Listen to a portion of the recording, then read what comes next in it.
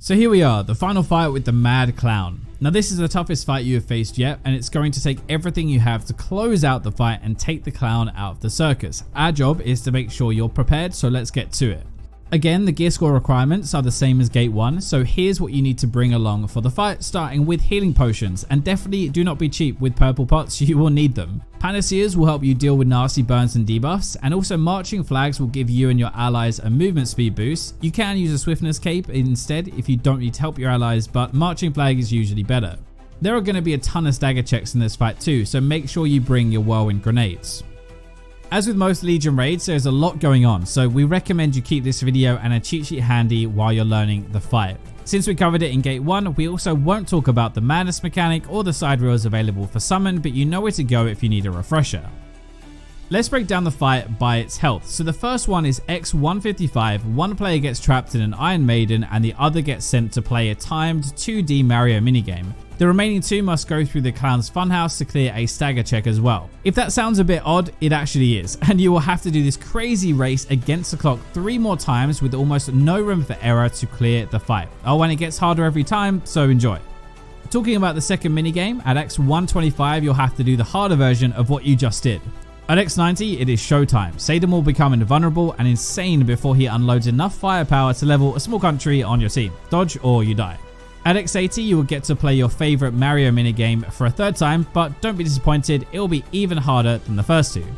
At X55 your team will finally play the last and the hardest Mario minigame because the 2D environment will turn into a 3D map. In addition to a funhouse for the stagger check, players also have to pass a typing test. If that's not enough, at X0 one final test from the Killer Clown, a game of bingo to see if you win. We're not breaking down the madness mechanic, but managing madness is going to be key for this fight. In order to clear the minigame 4 times, a different player is going to have to play Mario mode each time. For them to transform into a clown and enter a portal, they need to be ready to go to 100% madness at the right time. This is usually done by being ready at 50% before the upcoming mechanic health threshold. Lucky for us, the game provides plenty of tools for you to do it. The ones that work best are the Clown Flame Tower and the Tower of Madness. For the Flame Tower, his flames increase your madness gauge when you need it during the minigame prep. The Tower of Madness is a new object that is summoned throughout Kakul Saydon's Phase 3. It helps anyone that steps in its radius to gain madness quickly, but after a certain time it will explode, so be careful and don't forget to kill if you don't need it. Let's go through the key mechanics. Now at X155, as we said, it's going to be the first minigame, and what we're about to explain is going to be repeated throughout the entire fight with very small variations, so we're going to take our time now and do it right. Once the phase begins, a Clown Flame Tower will appear somewhere in the arena. About 15 seconds afterwards, a portal will appear in the middle of the arena.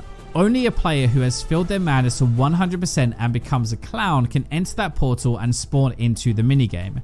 Now this person should be chosen beforehand so they are ready with at least 50% madness. They can use that flame tower or the madness towers to be at 100% 5 to 10 seconds after the phase starts.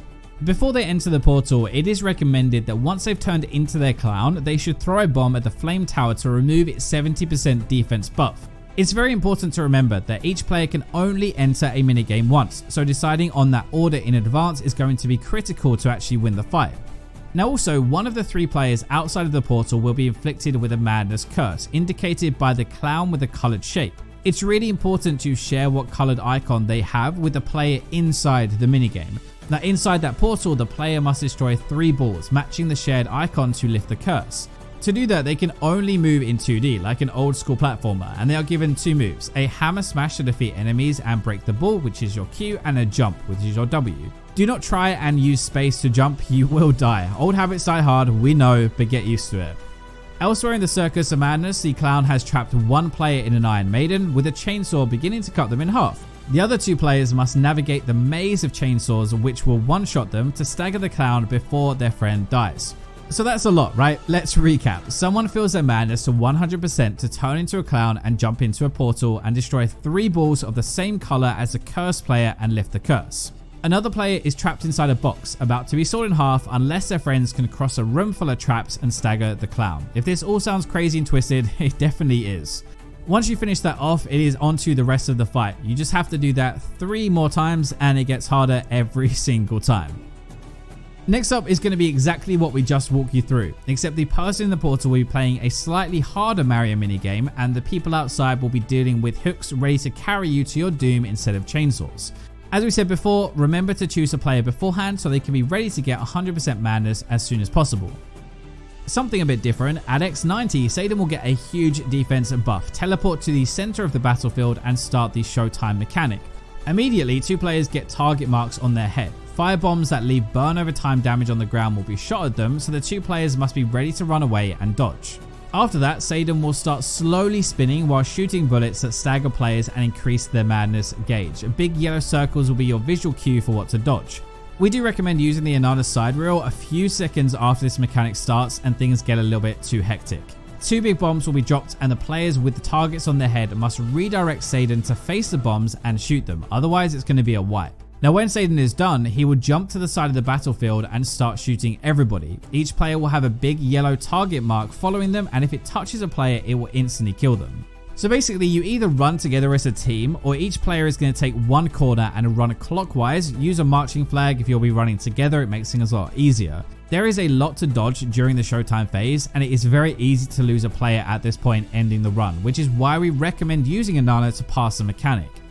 At X80 this is the same as before, you want to make sure your chosen player is ready. Both minigames again are going to be a bit harder. One thing really important here is on the inside, make sure to take your time with the first jump. It has a really big tendency to kill people. On the outside you will have to deal with saws and hooks at the same time. There's nothing really more to say here except good luck. Your final portal will appear at X55, and it is fair to say this is the hardest one. On the inside, the player must avoid getting disoriented while navigating all of the obstacles in the rotating 3D map. On the outside, players will need to deal with chainsaws, hooks, and a typing test too. You will need to pull a lever before being able to stagger Saydon, so once you do, you'll be interrupted to take that typing test, after which successfully completing, you can pull the lever and stagger the boss. If that wasn't enough, at 0 health, Saydon will send all of the remaining players to another platform to play bingo. The boss timer resets to 14 hours, and the health bar resets to 77 bars, or roughly 2.5 billion health. The fight definitely isn't over yet. You'll have to damage the boss while playing the bingo minigame. Focus on the game though, as it will do most of the work and you will die if you fail. This is how it works properly. So the platform will have 2 skull icons on 2 different tiles, and at every interval, roughly 20 to 30 seconds, a random player will have a bomb icon on their head. You have to then place it on a tile to try and hit 5 skull tiles in a row, or a bingo.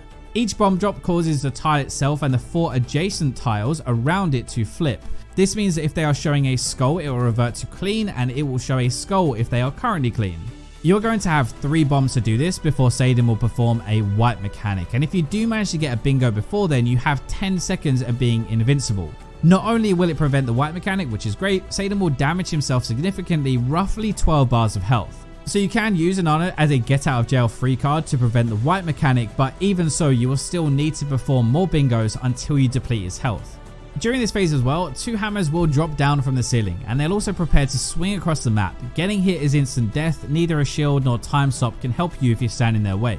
The indicator is pretty clear on the floor, so make sure you are out of the way, but sometimes a player must sacrifice themselves when they have no choice but to place a bingo bomb in a position where a hammer attack will happen. They die so the party can live, the noblest of sacrifices.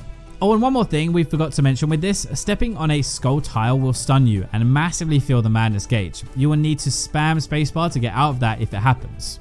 Another mechanic here as well is Saydon's fear attack that he only uses during this phase. He would teleport to a targeted player and turn his back towards them.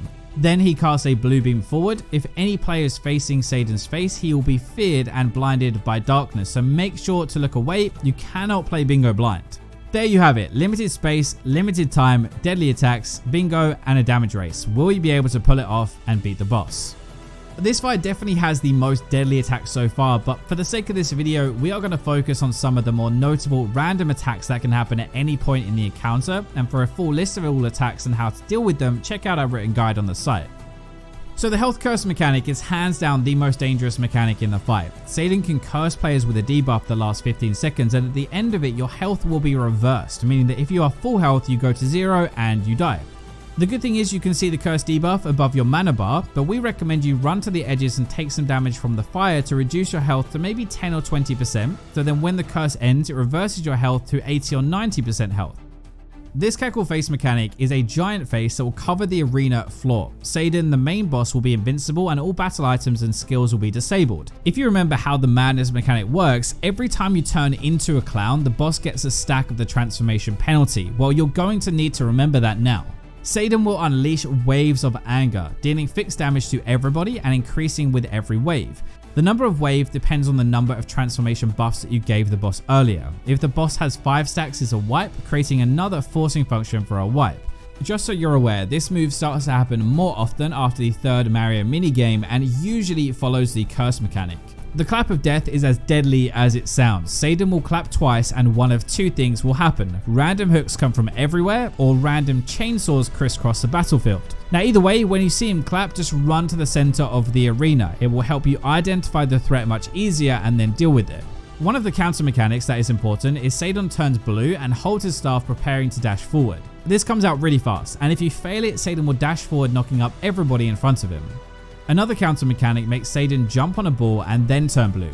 If you fail to counter this one, he will do the Circus Bulwark and Breath of Flames, dealing really high damage and burning the player over time.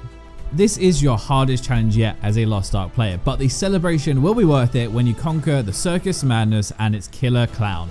Get ready though, the next raid is one of the hardest in any MMO and will be right here waiting to guide you through it.